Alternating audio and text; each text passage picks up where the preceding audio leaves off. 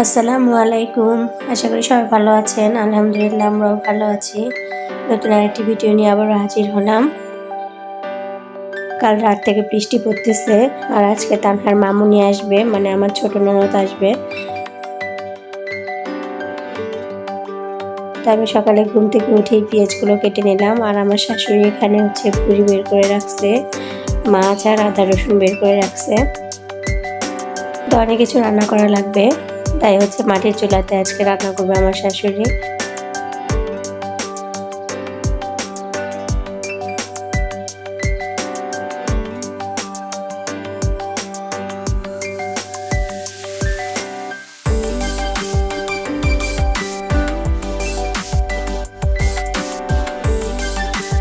তো আমি আজকে কালাভুনা রান্না করব।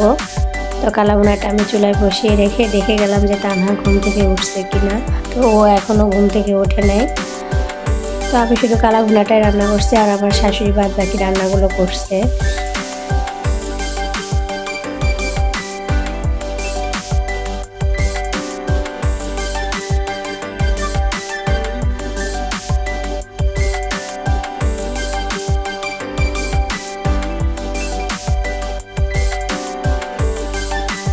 এটা তানহার ভাইয়া, মানে তানহার থেকে ওই 2.5 মাসের বড়।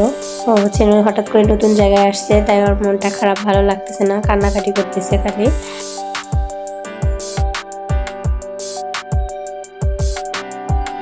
তো ওরা চলে যাওয়ার পর আমার শাশুড়ি কালকে মিষ্টি কুমড়া সিদ্ধ করছিল, ওইটা খাইলাম। আর ওরা মিষ্টি নিয়ে আসছিল, আমি ওগুলো খেয়ে নিলাম।